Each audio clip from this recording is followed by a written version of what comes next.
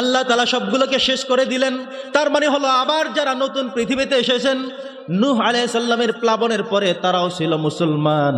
সর্বশেষ ইব্রাহিম আলাইহিস সালাতু ওয়াস সালাম তিনি বলেছেন মিল্লাতা আবিকুম ইব্রাহিম হুয়া সাম্মাকুমুল মুসলিমিন। পড়েন আল্লাহু আকবার। ইব্রাহিম আলাইহিস সালাম বললেন আমাদের সবার নাম মুসলমান, আমরা মুসলিম ছাড়া অন্য কেউ নয়। আল্লাহ তাআলা বললেন মা কানা আলান নাবিয়্যি মিন হারাজ। আল্লাহ সুবহানাহু ওয়া তাআলা এই পৃথিবীতে এই জমিনে ইমানদার ছাড়া মুসলমান ছাড়া অন্য কাউকে রাখেন নাই। একটু আবারও মনে করিয়ে দেই, প্রথম মানুষ আদম আলাইহিস সালাম কি ছিলেন? তিনি মুসলমান ছিলেন, নবী ছিলেন, তার সন্তান হলাম আমরা। দ্বিতীয়বার আবার প্লাবন হয়ে কাফেরগুলো ধ্বংস হয়ে গেল, আবার নতুন করে পৃথিবী সাজানো হলো, সেখানে ছিল বেঁচে ছিল শুধু মুসলমানগণ। ইব্রাহিম আলাইহিস সালাম ঘোষণা দিয়েছেন আমরা সবাই মুসলমান। তাহলে বোঝা গেল আমরা জন্মসূত্রেই মুসলমান, এখনো মুসলমান।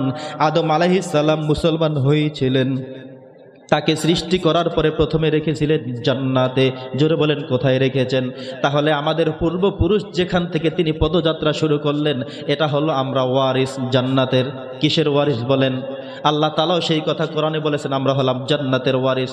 উলাইকা হুমুল ওয়ারিসুন আল্লাযীনা ইয়ারিসুনাল ফিরদাউসা হুম ফিহা খালিদুন। আল্লাহ তাআলা জান্নাতুল ফিরদাউসের কথা আমাদের জন্য বলেছেন তোমরা জান্নাতের ওয়ারিস। পড়ি আলহামদুলিল্লাহ। আরো জোরে বলতে পারে কি আলহামদুলিল্লাহ? আমরা জান্নাতের ওয়ারিস। পৃথিবীর কেউ বলে না, বলেছেন কে? আল্লাহ তাআলা। কারণ প্রথম নবী যাকে তৈরি করলেন, সৃষ্টি করলেন, তিনি ছিলেন জান্নাতে, সেখান থেকে তিনি বের হলেন। অনেক ইতিহাস আমরা জানি, আমাদের এটা মনে রাখা দরকার আমাদের পূর্বপুরুষ জান্নাতে ছিলেন, তাই আমরা জান্নাতের ওয়ারিস। অতএব জান্নাতে যাওয়ার জন্য যেই কাজগুলো করতে হবে এগুলো ঠিকমতো করলেই আমরা সরাসরি চলে যাব আল্লাহর জান্নাতে। পড়ি সুবহানাল্লাহ। বন্ধুগণ আমার, এবার আমি আমার মূল পয়েন্টে চলে আসলাম। কোন কোন কাজগুলো আমরা করলে জান্নাতের মেহমান হতে পারবো? দৈনন্দিন মাসনুন আমলগুলো আজকে আমরা জেনে যাব।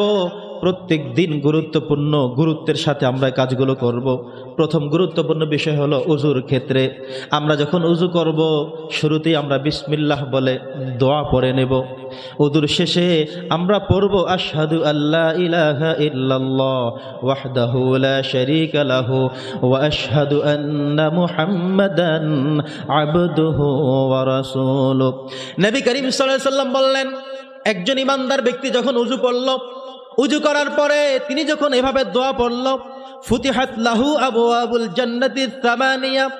নবীজি বললেন উজু করার পরে এই আশহাদু আল্লা ইলাহা ইল্লাল্লাহ এই শাহাদা বাক্য পাঠ করার কারণে রব্বে কারীম তার জন্য জান্নাতের 8টা দরজাকে উন্মুক্ত করে দিবে। কারণ তিনি উজু করেছেন, পবিত্র হয়েছেন, সাথে সাথে এই গুরুত্বপূর্ণ সাক্ষ্যটি তিনি দিয়েছেন, যার কারণে আল্লাহ খুশি হয়ে তার জন্য জান্নাতের 8টি দরজাকে উন্মুক্ত করে দিয়েছেন। সুবহানাল্লাহ। এরপর আমরা যখন মসজিদে প্রবেশ করি মনে করে দেখবেন আমরা সেখানে পড়ি আল্লাহুম্মা ইফতাহলি আবওয়াবা রাহমাতিক। আল্লাহুম্মা, হে আল্লাহ, ইফতাহলি, তুমি আমার জন্য খুলে দাও আবওয়াবা রাহমাতিক, তোমার রহমতের দরজাগুলো উন্মুক্ত করে দাও, খুলে দাও। তার মানে হলো মসজিদে একজন মুসল্লি যখন প্রবেশ করবে পবিত্রতার সাথেই তিনি প্রবেশ করবেন।